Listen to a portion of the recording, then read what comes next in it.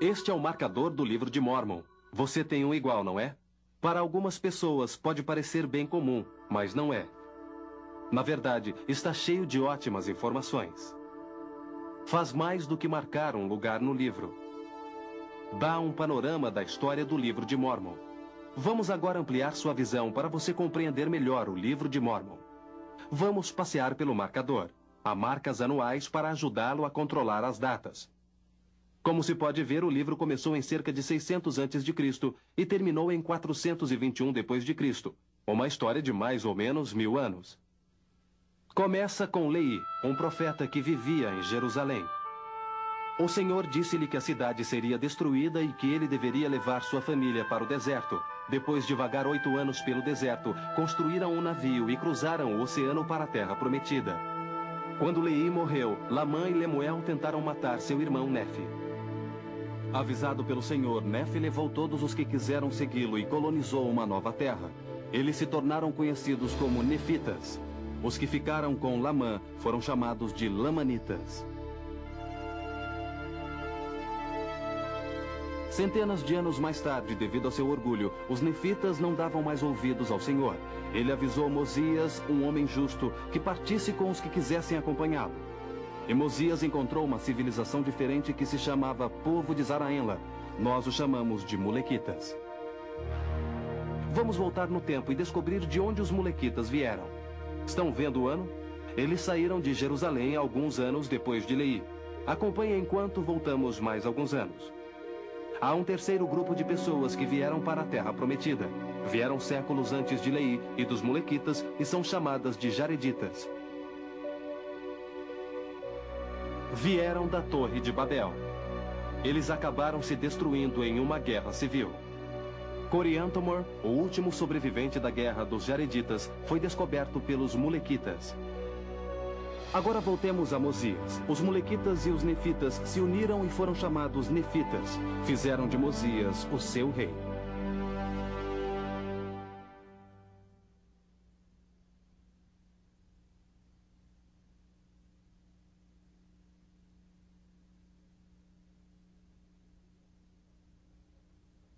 Na terra de Zaraenla, a nação nefita foi dirigida por 3 reis justos. Mosias, seu filho Benjamim e o filho dele, Mosias. Mas voltemos ao tempo do primeiro rei Mosias. Nessa época, um grupo de nefitas foi viver entre os lamanitas. Eles também tiveram 3 reis: Zenif, Noé e Lime. Zenif foi um bom rei. Seu filho Noé, entretanto, era iníquo. Noé foi chamado ao arrependimento pelo profeta Abinadi. O rei não gostou dos ensinamentos de Abinadi e mandou matá-lo. Mas um dos sacerdotes de Noé, chamado Alma, acreditou nas palavras de Abinadi. Alma ensinou e batizou um grupo de pessoas que depois tiveram que fugir para se salvar. Os lamanitas atacaram o reino de Noé e colocaram o povo em cativeiro. Noé foi morto por seu próprio povo e seu filho Lime tornou-se o rei. Vamos ver agora o Senhor libertar 2 povos do cativeiro. Alguns nefitas de Zaraenla ajudaram Lime e seu povo a escapar. Quando os lamanitas perseguiram Lime, encontraram o grupo de Alma e puseram-nos em cativeiro. O Senhor ajudou-os a escapar e encontraram o caminho de volta para Zaraenla. Todos os nefitas viviam então em Zaraenla. Alma tornou-se o sumo sacerdote. Alma, filho de Alma, e os 4 filhos do rei Mosias rebelaram-se, arrependeram-se e começaram a seguir o Senhor. Alma, o filho, seguiu o pai como sumo sacerdote e tornou-se o primeiro juiz supremo, enquanto os filhos de Mosias serviam como missionários entre os lamanitas. Após 14 anos, eles voltaram com os conversos lamanitas.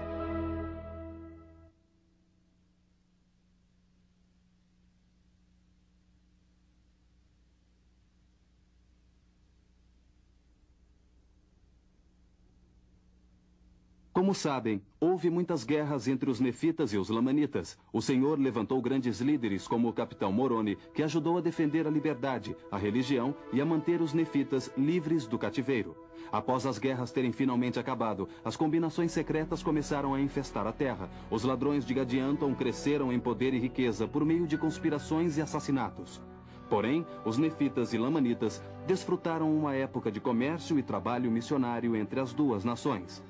Foi então que os lamanitas se tornaram mais justos que os nefitas. O Senhor enviou Samuel, o lamanita, para profetizar sobre a vinda do Salvador e chamar os nefitas ao arrependimento. A corrupção e as combinações secretas aumentaram e os ladrões destruíram até mesmo o governo. Como Samuel profetizou, muitas cidades foram destruídas quando da crucificação. Só os mais justos foram poupados. Algum tempo após a destruição, o Salvador visitou o povo. Ele os ensinou, orou por eles e ministrou junto a eles. Sua visita teve tal efeito sobre o povo que já não havia lamanitas ou nefitas. Todos eram um só povo e viveram em paz por 200 anos. Mas, infelizmente, surgiram o orgulho e a iniquidade, as falsas igrejas e as divisões.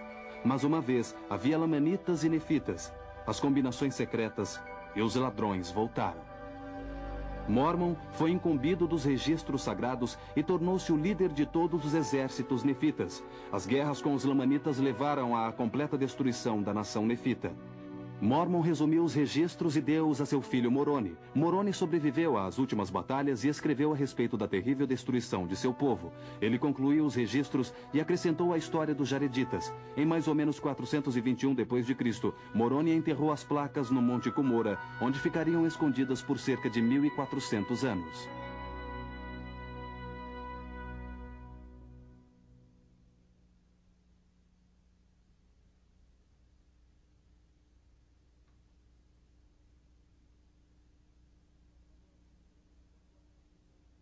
Agora que examinamos as partes, vamos ver se conseguem acompanhar a história completa. Leva somente 2 minutos. Leí levou sua família de Jerusalém para o deserto e depois foi para as Américas de navio.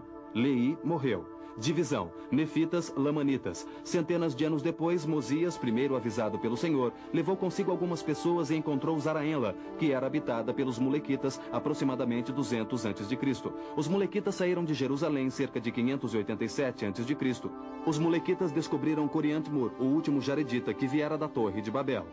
Lembram-se de Mosias? O grupo de Mosias e os Molequitas uniram-se, e Mosias foi proclamado rei. Seu filho justo, Benjamim, tornou-se rei. Benjamim ensinou seu filho Mosias II e ordenou o rei.